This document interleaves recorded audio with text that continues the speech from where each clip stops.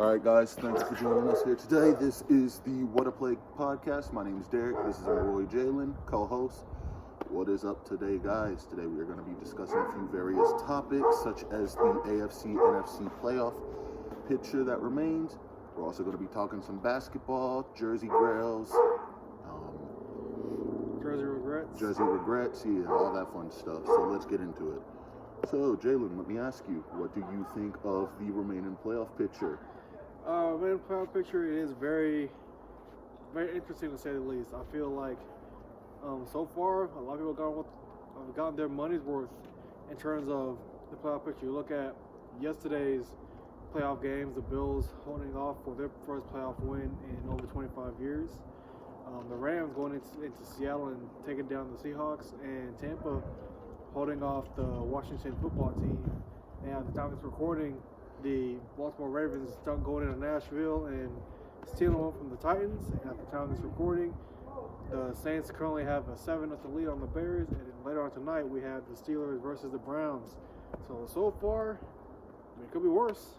Yes, I feel you. And who do you got remaining in those later playoff games? I will say myself, I personally want the Saints to beat the Bears. And obviously, being a fan of the Baltimore Ravens, I do not want to see either Cleveland or Pittsburgh advance. But there must be a winner, has to win that game. Of course. And I would say I'd prefer to get a second round at the Steelers. So if they advance, obviously Baltimore gets either the Kansas City Chiefs or the Buffalo Bills. I do feel confident in us being able to beat both of their teams. And from my point of view, as I said before, at the time of recording, the Saints are currently up 7-0 on the Bears. I feel like the Saints, and all likelihood, will be Drew Brees' last NFL season. They'll get that win. On that side, and later on tonight, Steelers versus Browns. Obviously, you hate both teams. Yes, I do. Me personally, as a Baker Mayfield fan, I would hope for the Browns to pull off the upset. And someone continue to shock the world as, hey, the Browns are in the playoffs for the first time forever, and they're no joke. Yes, of course. The Browns did have an impressive season after going, they had multiple losing seasons. They finally got their guy in Baker Mayfield. They do have not multiple playoffs, I misspoke there. They are currently in the playoffs. I do feel bad for them getting struck by COVID, but hopefully they can pull off the upset tonight. I would very much enjoy earlier this season. We obviously saw one hell of a game. Personally, I would say game of the year in Baltimore versus the Browns on Monday Night Football. That game definitely is up there for game of the year. Me personally, being an Arizona Cardinals fan, I would definitely put the Sunday night matchup between Seattle and Arizona up there, with the Cardinals stealing one from Seattle on Sunday night. But definitely Baltimore versus the Browns, definitely a back and forth game. Also with Lamar and his stomach issues. We'll keep cramping. We'll keep it at that. We probably got some kids watching, but Lamar, he had to take a number 2, but apparently he came took back. Number 2 on that Browns defense. I'll say that much. And obviously Lamar, he so far since that incident, the Ravens have been, undefeated since then, and obviously they won their way into the playoffs. They won today, and they will take on either one of the teams in the AFC whom a lot of people predict one of these teams will represent the AFC in the Super Bowl, either Kansas City or Buffalo. Yes, and obviously I would like to add on to what you said there. Kansas City has been Lamar's kryptonite. He cannot seem to get it done. First, the narrative was, he can't come from behind and win games. Obviously, he proved all of the people wrong, all the analysts, fans, stuff of that nature. He proved them wrong with today's win over the Tennessee Titans. May I just say also, he can, I feel, beat Kansas City. If, Greg Roman, this is for you, obviously you might not be watching, do not abandon the run game when it's working. If it works, stick to it. And going off of that, I mean, that's kind of football 101. If your passing game is working well, you obviously stick with the passing. If the run game is going well, you stick with the run game. That's football 101, man. I mean, like you said, Kansas City has been Lamar's kryptonite, but like many people are predicting that Patrick Mahomes versus Lamar Jackson will be the next Tom Brady versus Peyton Manning. Also, Peyton Manning has some wins over Tom Brady. And vice versa. So I mean, Well, we Lamar, he'll get his Yeah, definitely. against Kansas City eventually. Definitely.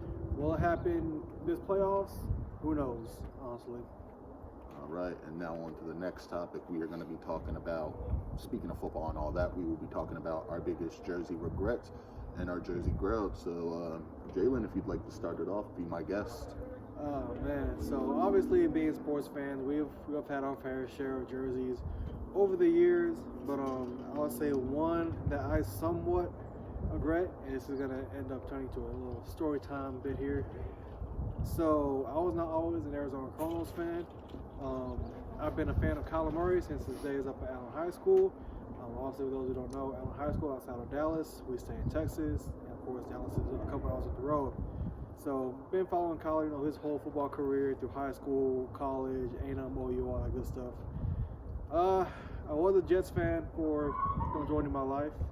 I was a fan for a number of years, back to the Chad Pennington days, for those of y'all who don't know. So, I was there, man. I was ride or die, win, lose, a lot of lose. I was there for them all, man. But I mean, I just feel like this year, it was just time. It's just time. I couldn't deal with, what was going on over there. Adam Gase, he's finally gone, so we don't gotta deal with that no more. The Johnsons, I could go on about the Johnsons, man. It's like Stephen A. with the Knicks. But long story short, was a Jets fan, now I'm a Cardinals fan. There will always be a spot in my heart for the New York Jets. So any Jet fans that come across this video, I still got love for y'all. I really do. I want you guys to do well. But yeah, that being said, I think my one main jersey regret would possibly have to be copying a Jamal Adams jersey last year.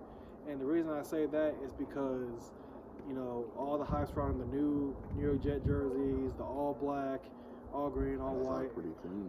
They're all very, very clean indeed. So obviously with Jamal Adams, he was my favorite player at the time. I was like, I gotta cop that black one. I gotta cop that black joint. So I got it. I wore it majority of the season last year. Just did go 7-9 last year, so not too bad. But obviously this year they performed how they performed. Did get 2 wins though out of it, so I mean, at least they didn't go 0-16. But obviously we all know what happened with Jamal Adams in the past offseason, traded to Seattle. There was a point in time though, and Derek can vouch for me, to where I did not like Jamal Adams at all.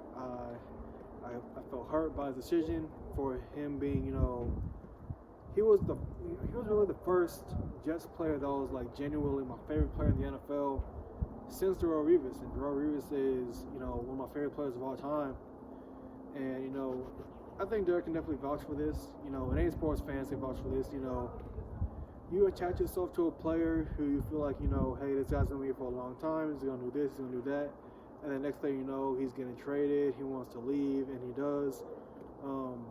Yes, if I can, not to interrupt you, but if I could piggyback off that, the current Deshaun Watson situation, in which the rumors are speculated that he wants to be traded from the Texans to the Miami Dolphins. He wants to waive that no trade clause because he is unhappy with management. That is a similar situation I feel Jamal Adams was in.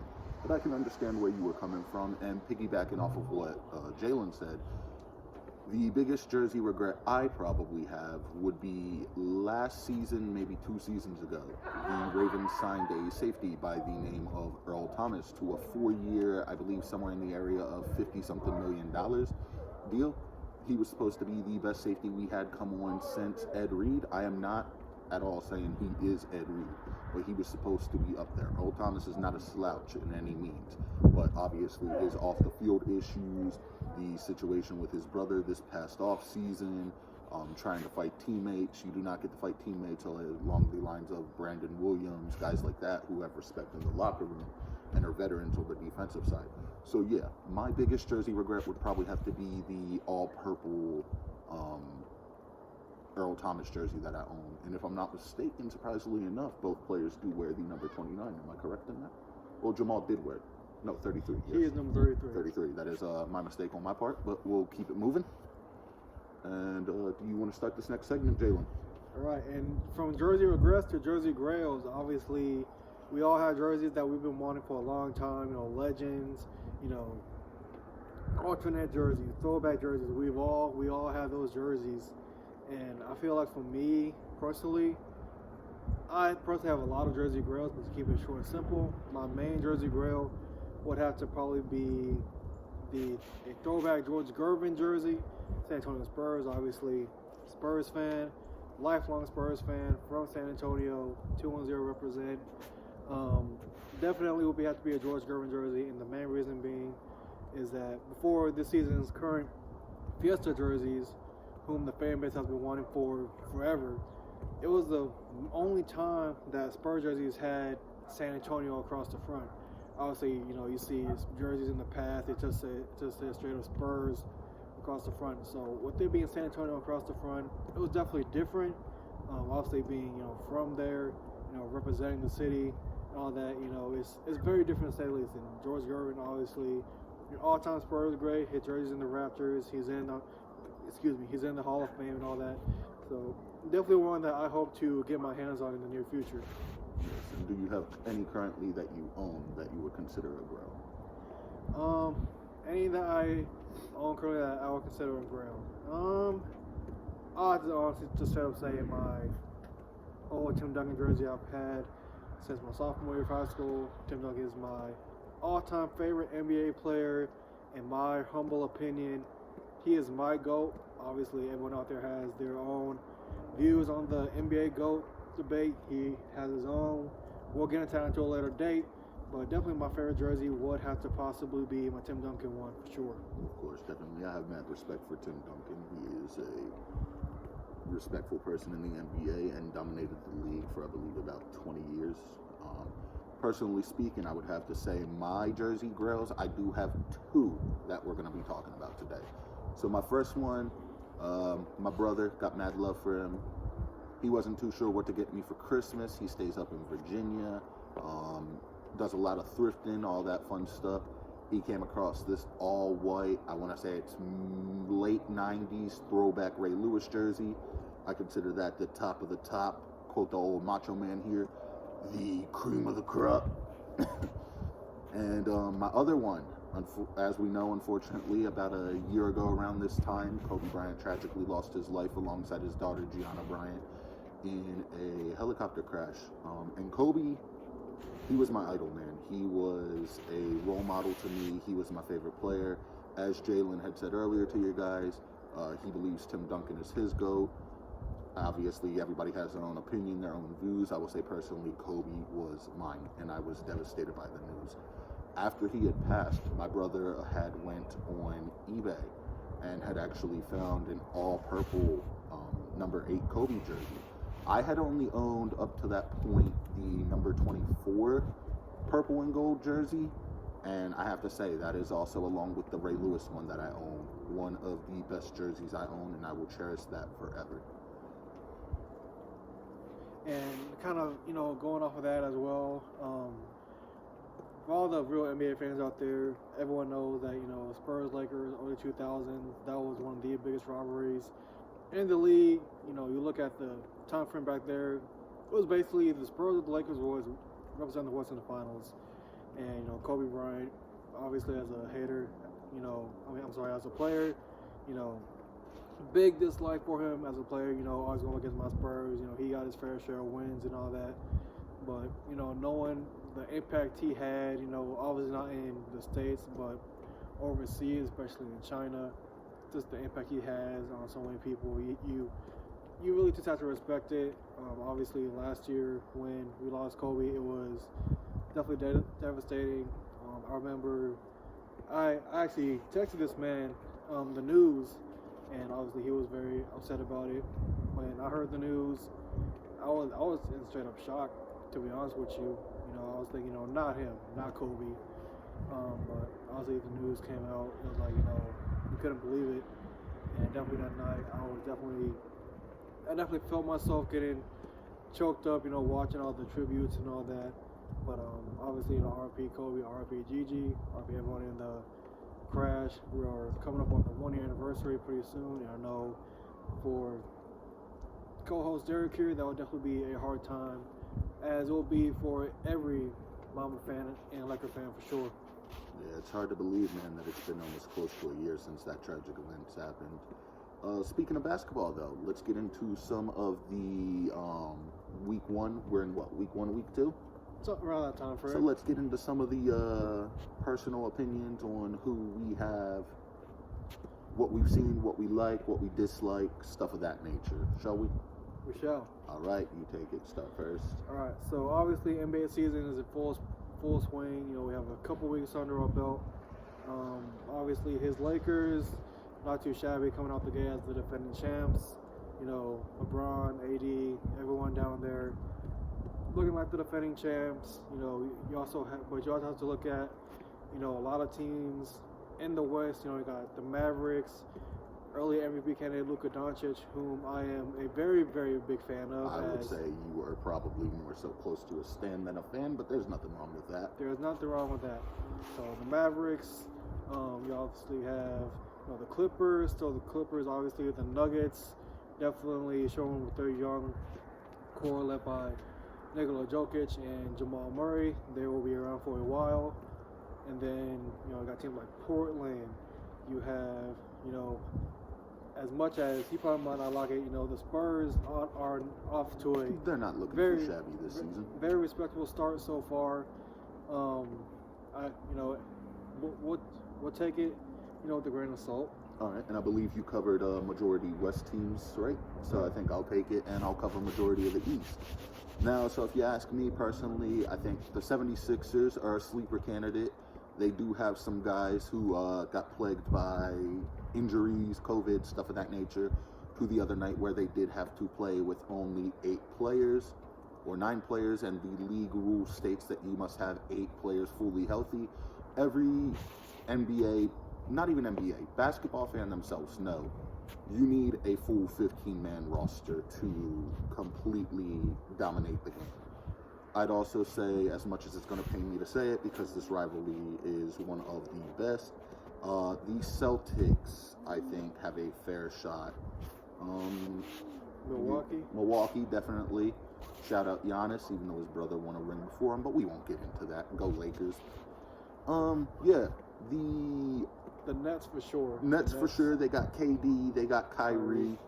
Neither of those guys are to sleep on. Now, they're nowhere near as dominant as that 2016, 2017, that era Golden State team where you had guys like Steph, Clay, Draymond, KD. And also one other team in the East, you know, Miami. You know, everyone is still kind of in awe of the surprise run to the finals last year, but they didn't lay down and quit. You know, they gave the Lakers a good run for their money. They definitely did. I will say, shout out Jimmy Butler. That man seems to be the heart and soul of Miami. And I will say, personally, that seems to be something that team has been missing since LeBron left to go back to Cleveland in 2014. Obviously, you had guys like Dwayne Wade, who is the heart and soul of that team as well, but obviously he's retired now. You had Chris Bosh. He was okay. He was good. But I wouldn't say he was the heart and soul. I think that would belong to either LeBron or Dwayne Wade. So definitely, you know, with the NBA the way it is, obviously the season is very unpredictable. It can go any which way. I think just all in all, we're just more so happy to have the NBA back. We obviously would hope that, you know, sooner or later that, you know, we can all go back into attending these games. Yes, definitely. Co-host Jalen made a very good point about going back to the games. Obviously, as you know, all of you know, we have been struck with a pandemic that hit around early last March. And a big thing that kicked it off and made it national news was when Utah Jazz star Rudy Gobert was one of the first notable people to get the virus. Obviously, we would like to, as Jalen said, get back to seeing the games in person. And anything else you would like to talk about? Yes, I do want to bring another point up.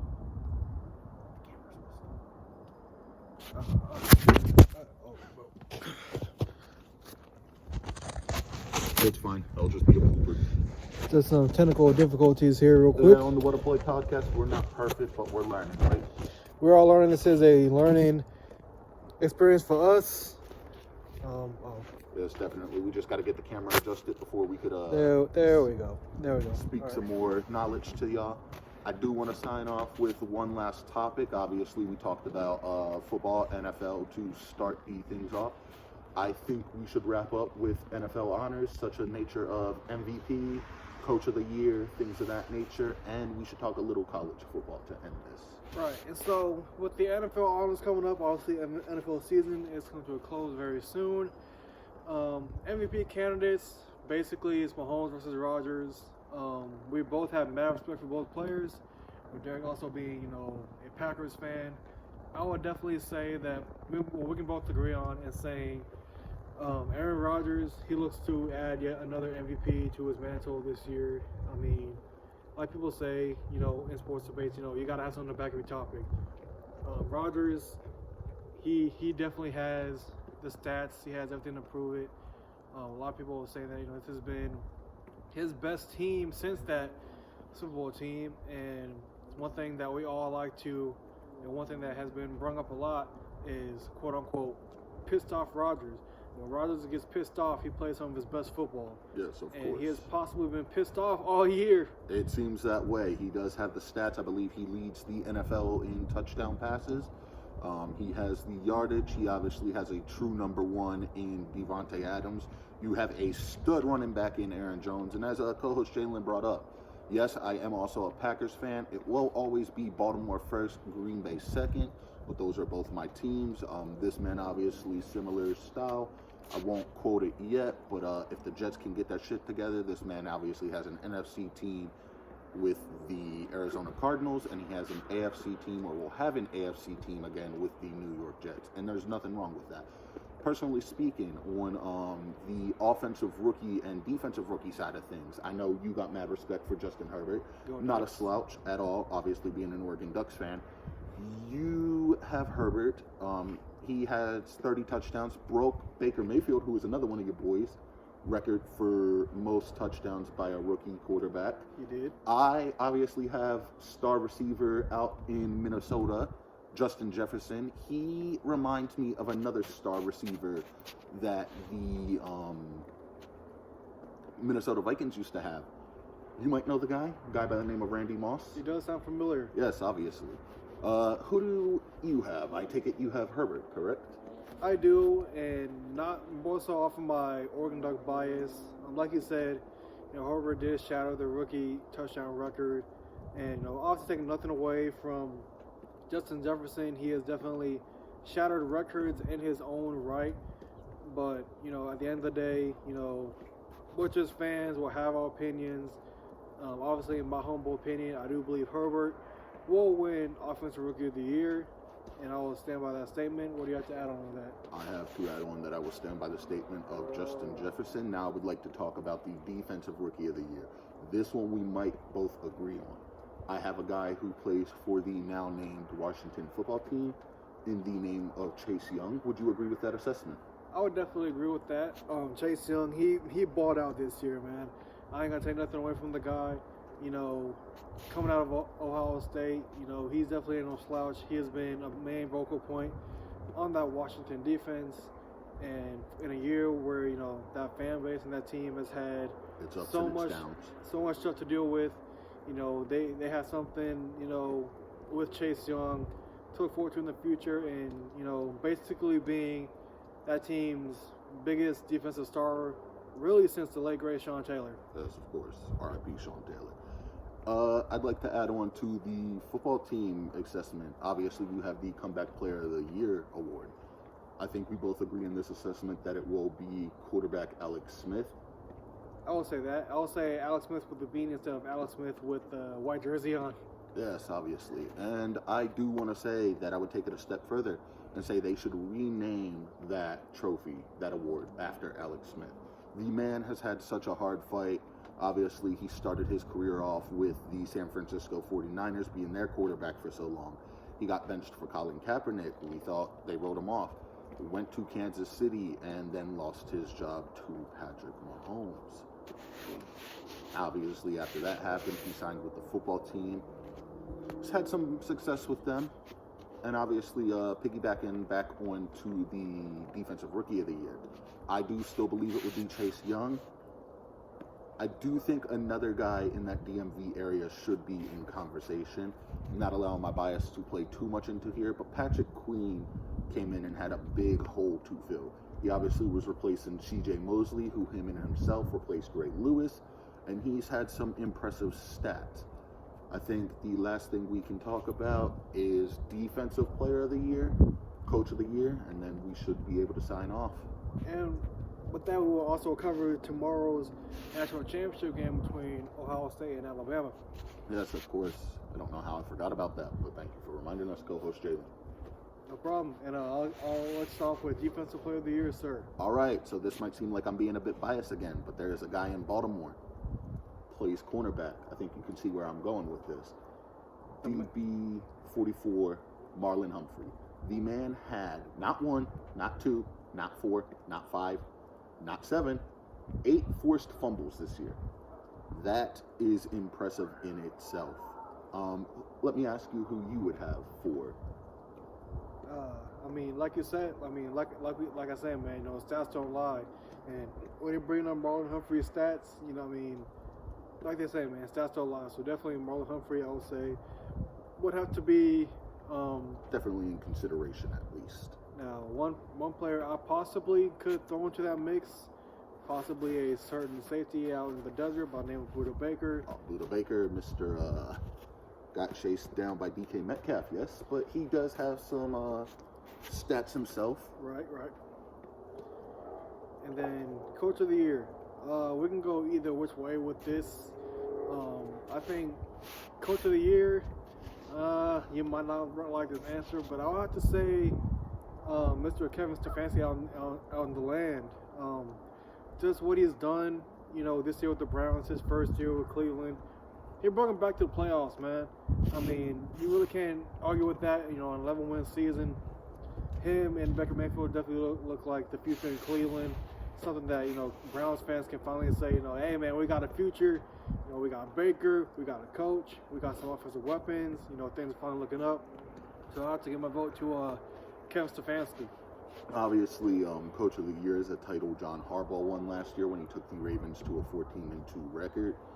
He got the 1 seed, all that. Now, I do not think he's going to be in consideration for back-to-back Coach of the Year, obviously. He's no slouch in himself. I may have to agree with your assessment of Kevin Stefanski. Another thing, he did bring Cleveland back to the playoffs. A lot of people counted Cleveland off this season. Obviously, when they played my Ravens earlier this season, that was a shootout type of game. They showed heart, they showed grit, they showed determination. And not a lot of other coaches are coming to mind at the moment, besides like the guys who have made the playoffs. You might be able to give a nod to Riverboat Ron. He came back from cancer. He changed the culture in Washington. He has a tremendous amount of respect and has ever since he was the head coach of the Carolina Panthers. And then the one thing we're going to end this show on, obviously as you can see, it's snowing here in Texas, something that we are not accustomed to down here, so it is very much so cold. Very much rare that it snows here in Texas. I believe this is the first time I've seen snow in a long time since I've lived down here. And this is the first time I've seen this much snow since moving from Maryland to Texas. Now, the last thing I think we want to sign off with is coverage of tomorrow's national championship game, and then we are going to be wrapping this podcast up. So obviously the Natty tomorrow is going to be between Ohio State and Alabama, if I'm correct. You are. And obviously, being an LSU fan, yes, I have multiple teams. We'll get into that in a different episode. I do not like Alabama. I think Alabama, they're a good team. But much like the Kansas City Chiefs, much like the Lakers now, how co-host Jalen is not a fan of the Lakers because part of it has to do with how good they are. Much how a lot of the sports world was not fans of the the Golden State Wizards and I messed up, I do apologize for that, the Golden State Warriors and the Kansas City Chiefs. They're successful, they're great, but we don't want them to be great if we are not fans of that team. That said, I do have Ohio State over Alabama tomorrow. Co-host Jalen, who do you have? Oh man, I mean, he can go either way with this. I mean, Alabama, you look at who they got on their team. You know, Mac Jones, Najee Harris. They got the Heisman Trophy winner in Devontae Smith. Alabama's Alabama, man. Nick Saban, he's gonna go down as One probably, of, if not the greatest coach in college history. Definitely gonna go down alongside Barry Bryant as the greatest coach in Alabama history. But you look at Ohio State, yeah, Ryan Day. You know, you got Justin Fields over there. You got Trey Simeon. You know, a lot of people were still, you know, shocked at the fact that Ohio State beat down Clemson the way they did in the semifinal. That being said, I do have Ohio State winning tomorrow night, and you know, knocking off Maddie, Alabama, and Justin Fields will possibly end his college career as a national champion. Yes, and I will say, piggybacking onto that, adding onto that, Alabama was not in the same situation last year. The Natty was Clemson. The Natty was LSU. Obviously, my LSU team won that game. That said, Bama has been here before. They are no slouches. They are no rookies to this game. They could win, but I am going to stick by what I said, and I am going to stick with Ohio State, much as co-host Jalen. That said, I say it's about time. Obviously, it is snowing, and it is cold as hell out here. So it's time to dap it up, wrap it up, and get going. End the So, show. as usual, All right.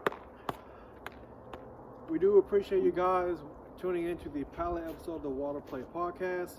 You can follow us on Twitter at our official page for the podcast at Waterplay Pod. That is WHATTA Play Pod, just like Whataburger.